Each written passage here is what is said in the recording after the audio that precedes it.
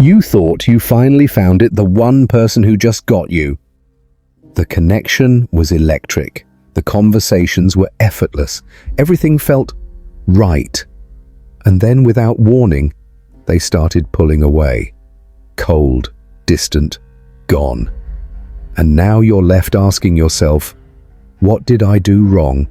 Hi, I'm Jim Rohn, and if that opening hit a little too close to home, you're not alone. In today's video, we're diving deep into a hidden relationship dynamic that tears apart thousands of perfect relationships every single day, and most people never see it coming. It's called avoidant behavior, and it has nothing to do with your worth, your effort, or how much you loved them.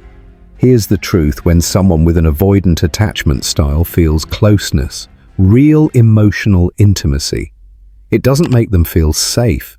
It makes them feel threatened. And what looks like pulling away, shutting down, or ghosting is often just their nervous system screaming for protection. If you've been blaming yourself, if you've been replaying every conversation trying to figure out what you did wrong, if part of you knows it wasn't your fault but another part of you still feels broken, this video is going to be a breakthrough. We'll unpack why the early months felt so perfect, what actually triggered their sudden emotional retreat, and most importantly, how to begin healing and reclaiming your sense of self-worth. Stick with me to the end, because understanding this may be the single most powerful step you can take toward breaking the cycle, finding peace and choosing yourself again. If this resonates with you, if you're ready for real clarity and real healing, go ahead and click that subscribe button. This channel is here to support your emotional growth, one honest conversation at a time. Let's get into it. Sudden shift in a relationship. You're in a relationship that feels like everything you've ever wanted. It starts off strong. There's chemistry, ease, warmth. You're laughing together, dreaming together. You finally feel like you can relax into someone, like you can exhale. And then almost out of nowhere, something shifts. They begin to pull away. They become distant. Conversations that used to flow now feel strained. You sense a wall, and no matter how gently you try to reach over it, you just can't get through. It's one of the most painful things you can go through, because it hits right where you're most vulnerable: your sense of connection, your ability to trust, and your belief that love can last. Now here's what's really going on, and this part is hard to accept, but it's crucial. That withdrawal, that coldness, it's not necessarily about you. It's not that you did something wrong. What you're seeing is their emotional system protecting itself. Often when someone starts to pull away in a relationship that was otherwise going well, it's because real closeness has started to form. And for people with what's known as an avoidant attachment style, closeness doesn't feel safe. It feels threatening. It kicks up fear. Not consciously, not in a way they'll admit out loud, but deep down it triggers something unresolved. And their instinct is to retreat. This is where things get confusing, because in the beginning it seemed like they were all in. They were affectionate, curious, maybe even enthusiastic, and they probably were. But early on in a relationship, when there's no real risk, avoidant partners can show up in powerful ways. There's nothing at stake yet. Emotional intimacy is still optional. But when love deepens, when emotional dependence becomes part of the equation, something inside them panics. Their nervous system responds by shutting down, emotionally disappearing, or even physically leaving. And suddenly you're left trying to solve a puzzle you didn't even know existed. That's why it feels so traumatic. Because it doesn't make sense. You're trying to make sense of a change that came without warning. You might spend weeks obsessing over what you said or didn't say. You replay conversations in your head. You wonder if you were too much, too needy, too trusting. But here's the reality: you didn't break it. You just didn't see the whole person at first. You saw the version of them that was safe to show the version they knew how to present when things felt light and easy. What you're seeing now is how they deal with stress, fear, and vulnerability. Understanding this doesn't erase the pain, but it gives you a place to stand. Because once you stop blaming yourself, you can start healing. You can begin to separate your value from their behavior.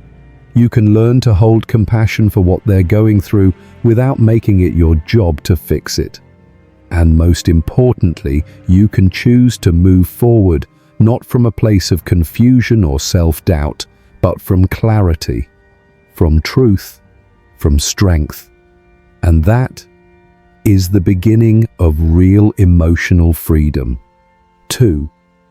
Life stress reveals coping mechanisms. At the beginning of most relationships, things feel light, easy. You're getting to know each other, sharing laughs, going on adventures. There's a kind of glow to it all, and part of that is because life hasn't really tested the relationship yet. Everything feels manageable. You're both probably in a relatively stable place, mentally, emotionally, even financially. You're showing each other the best parts of who you are, and you're receiving the best parts in return. That's not fake. It's just the natural way relationships start. But the truth is, this early stage doesn't tell you everything. It doesn't show you what someone's made of when things get hard. It doesn't show you how they respond to pressure or fear or uncertainty. That only comes later when life actually happens. And life always happens. Maybe someone loses a job.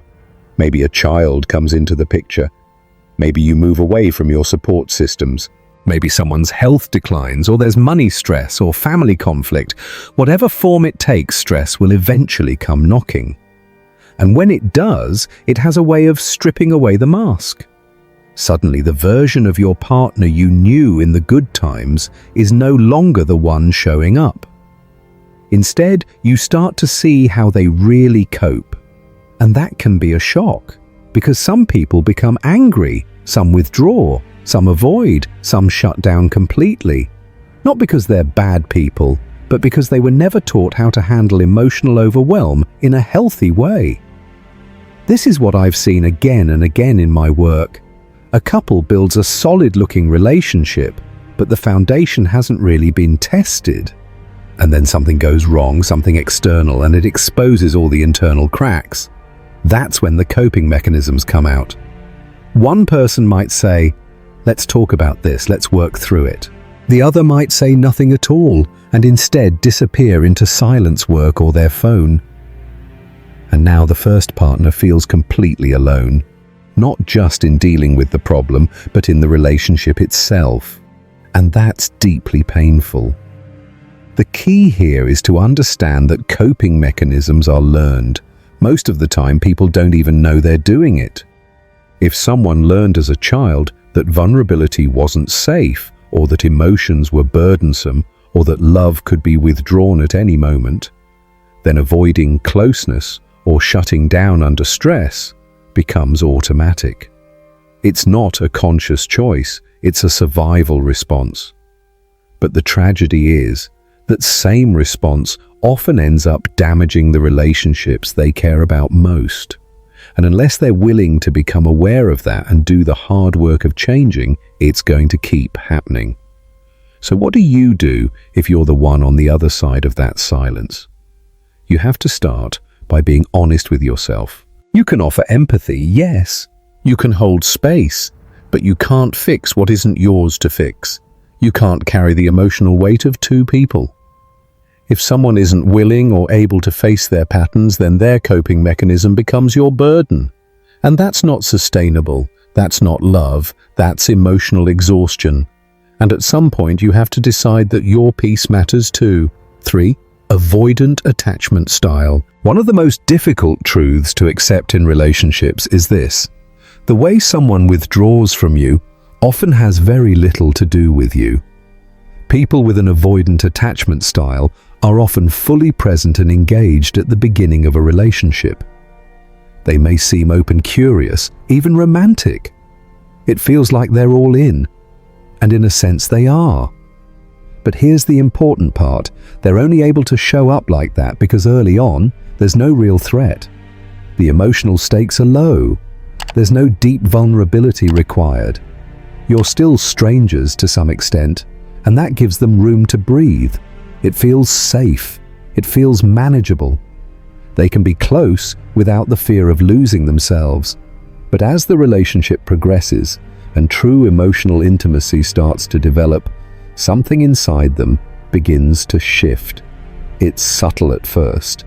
Maybe they pull away just a little. Maybe they start avoiding certain conversations. But over time, that fear builds. Because to someone with an avoidant pattern, closeness doesn't just feel intimate, it feels risky. Deep down, they associate emotional vulnerability with danger, with being trapped, overwhelmed, or rejected. Often this goes back to early life experiences where closeness came at a cost. Maybe their caregivers were emotionally unavailable, or maybe connection was inconsistent or conditional. Whatever the case, they learned, consciously or not, that the safest way to protect themselves was to stay at a distance. So when things start to get serious, when you begin depending on each other, when your lives start to intertwine, that old fear is triggered. They might not realize what's happening, but their body knows. Their nervous system kicks into defense mode, and suddenly the person who once felt so present becomes distant, irritable, even cold. They might say they're just busy or tired, but the truth is they're overwhelmed, not by you, but by what you represent. Intimacy, trust, vulnerability, and their inner wiring tells them it's not safe. This is where it gets confusing for the partner who's emotionally open. You feel the change, you sense the wall, and your instinct is to fix it. You think, if I just explain better, or give them space, or prove I'm safe, then maybe they'll come back. But that rarely works, because their response isn't logical, it's emotional. It's driven by fear, and unless they've done the inner work to recognize and heal that fear, they will keep retreating. Not because they don't care about you, but because they don't know how to stay connected when emotions run deep. And so you're left with a choice. You can continue to chase that connection, hoping that love will be enough to change their pattern. Or you can step back, look at the situation clearly, and ask yourself what you need to feel secure, to feel seen, to feel loved. It's not selfish to ask for emotional safety. In fact, it's essential, because love that only works when it's easy isn't love that lasts. Impact on the abandoned partner. When someone you love pulls away from you, especially suddenly, it doesn't just hurt. It feels like a collapse. Like something essential has been ripped out of your life, and now you're standing there with no explanation, no closure, and a storm of emotions you can't quite make sense of. And what almost always happens next is this: you start blaming yourself. You replay conversations, you scrutinize every detail, every word, every moment, wondering where it all went wrong. And the conclusion your mind often lands on, especially when you're in pain, is that you must be the problem. Maybe you were too much. Maybe you weren't enough. Maybe if you'd just done something differently, they would have stayed. But here's the thing: that voice of self-blame isn't new. That sense of panic, of grasping for control, it often comes from much deeper in your story. Because what gets activated when someone abandons us isn't just grief about them. It's the echo of every time in your life that you felt left unloved, unseen. For many people, these wounds go back to childhood. Maybe you had a parent who was physically present but emotionally distant. Maybe love felt conditional, like you had to perform, behave, or achieve to be worthy of care. And so, when your partner disappears, it hits you in the same place. Your nervous system doesn't just see a breakup, it sees a threat to your very survival. That's why the pain feels so big, disproportionate even. It's like being dropped in the middle of a desert after someone handed you water and then suddenly took it away. Your mind says this is life or death, this is urgent, and your entire emotional system gets hijacked. You can't think clearly, you can't eat, you can't sleep. You just want them back because having them feels like safety and losing them feels like drowning. But that desperation isn't just about this one person. It's about every unmet need that person represented. They became a symbol of love, security, belonging. And now that they're gone, it feels like you've lost all of it. This is what makes moving on so hard. Even when you know they weren't giving you what you needed, even when you see the ways they pulled away, there's still this strong attachment. It's like your system won't let go, even if your mind wants to. And that's where the real healing begins. Because you can't think your way out of emotional trauma. You have to feel your way through it. You have to let yourself grieve, not just for the person, but for the part of you that thought this love would finally make everything better. And as painful as it is that grief can be transformative, it shows you where you still need love. It reveals the old wounds that are asking for your attention. And over time, if you keep showing up for yourself, if you stay curious and kind toward your own pain, something begins to shift. You stop chasing people who can't give you what you need. You stop blaming yourself for someone else's fear. And slowly you come back home to you. 5. Healing and acceptance. Healing after a relationship ends, especially one that felt so right in the beginning, is not about forgetting the person or pretending it didn't matter. That's denial, not healing. Real healing starts with telling the truth, even when it's hard to face. And the truth in many of these situations is that the relationship didn't fall apart because of something you lacked. It didn't end because you were unworthy of love or because you were too much or not enough. It ended because the other person had unresolved emotional wounds, patterns, and fears they never learned to face. And when life got difficult, when real closeness began to form, those unresolved parts of them took over. They shut down. They pulled away. And it wasn't about you, it was about them. But that's tough to accept, isn't it? Because when you love someone and they leave, it feels personal. It feels like rejection. Your nervous system doesn't know the difference between being abandoned now and being abandoned years ago. It just feels the same. But here's the shift that has to happen if you want to truly heal. You stop taking it personally. You stop thinking, what could I have done differently? And you start asking, what truth do I need to see now? That's radical acceptance. It means letting your emotions come without trying to control or rush them. You let the grief rise. You let the anger show up. You let the sadness move through you. And you don't fight it. You don't shame yourself for feeling it. That's how the pain loses its power, when you allow it to exist without making it a reflection of your value. Now, none of this means healing is quick. It's not. And it's not linear either. You'll have days where you feel strong and clear, and then suddenly they'll cross your mind and you'll feel like you're right back at the start. That's normal.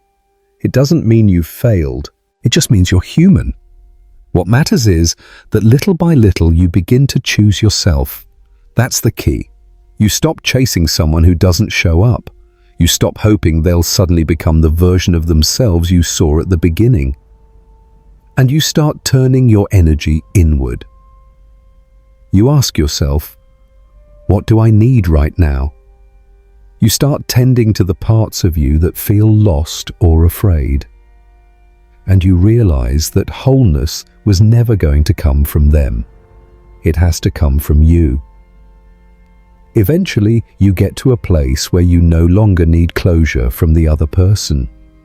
You stop waiting for them to explain or apologize. You stop needing the story to end in a way that makes sense. Because you've accepted that sometimes things break, not because of failure, but because of incompatibility, fear, or timing. And in that acceptance, you find peace. Not the kind that erases all the pain, but the kind that allows you to move forward stronger, wiser, and more connected to your own worth than ever before. 6. Letting go. Letting go is one of the most difficult parts of a breakup, especially when the relationship felt deep, meaningful, and full of potential. But what makes it especially painful isn't just the loss of the person, it's the loss of the idea of who they were or who you hoped they'd be. We often hold on not because the relationship was truly working, but because of the version of them we created in our minds. Maybe they showed you kindness, vulnerability, maybe even a glimpse of emotional connection early on. And that version felt so real, so aligned with your needs, that you built a future around it. So when they changed, or more accurately, when their deeper, more fearful patterns began to emerge, it didn't just hurt, it broke the illusion. And that kind of grief is complex. That's why letting go isn't just about moving on, it's about reprocessing the whole story. You have to confront the fact that the version of the relationship you were holding on to wasn't the whole truth. You saw a part of them, the part they were willing or able to show you. But there were deeper parts, often hidden even from themselves, that eventually took control. And you didn't cause that. You didn't miss something. It just took time and emotional intimacy for those deeper traits to come to the surface. Letting go means grieving not only the person, but also the story you told yourself about who they were. And that's where people often get stuck. Because the emotional attachment is strong, it pulls at you, makes you doubt yourself, tempts you to believe that if you had done just one more thing, they might have stayed. That's where self-judgment creeps in. You think, why can't I just move on? Why do I still miss them? What's wrong with me? But none of that helps. It just makes the process longer and more painful. The truth is, attachment doesn't just disappear on command. Your nervous system doesn't respond to logic. It responds to connection, safety, and memory. You can't force it to let go before it's ready. What you can do is make space for the process. You can stop fighting your feelings and start observing them. You can let the sadness come without trying to shut it down. You can let the longing rise without making it mean you're weak or broken. In fact, the more you allow yourself to feel what's there without judgment, the faster those emotions start to move. You begin to clear out the residue of the relationship. You begin to reclaim your energy. And eventually, the grip loosens. You think about them less. You see them more clearly. And you begin to recognize how much of your pain came from the hope that things could have been different, not from how they actually were. Letting go in the end is about honesty. It's about seeing the full picture and accepting that the part of them you loved wasn't the whole person. It was a fragment. And now you're learning to choose reality over fantasy, clarity over confusion, and self-respect over chasing someone who couldn't stay. That's real growth, and that's where freedom begins. So if you've made it this far, I want to say thank you, truly. Watching a video like this, sitting with difficult truths and facing your own pain head-on, takes real strength. It means you're not running away. You're showing up for yourself. And that's where healing begins, not in perfection, not in forgetting, but in the willingness to understand and accept what's real. Let's take a moment to bring everything together.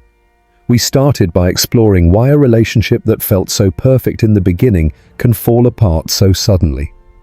And the truth is, it's often not about a lack of love or connection, it's about fear. People with avoidant attachment styles may appear fully engaged at first, but when the emotional stakes rise, their defenses kick in.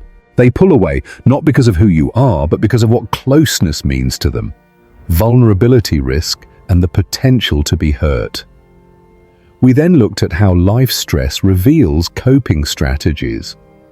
Early on, you're both likely operating in a calm emotional environment. But stress uncovers deeper patterns and, in many cases, unresolved trauma. This is where true compatibility is tested.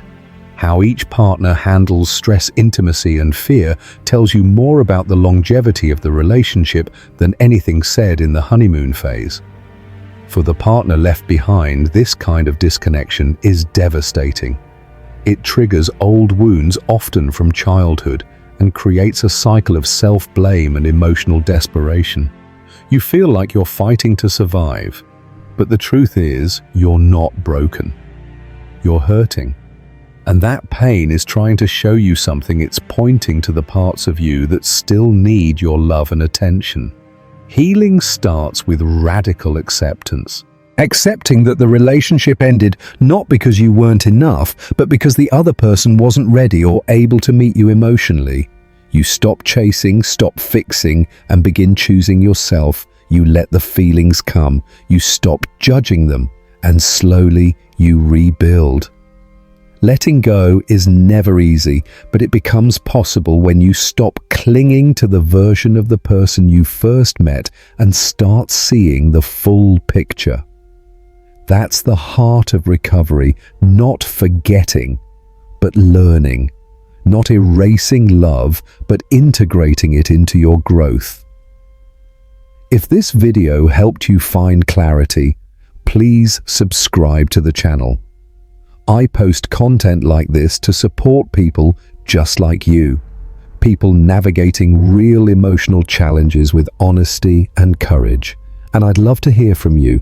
Leave a comment below and let me know what part of this resonated with you most. Your story matters, and your voice might help someone else going through the same thing. Thank you for watching. I'm Jim Rohn, and I'll see you in the next video. Until then, choose yourself, be kind to your heart, and keep walking forward.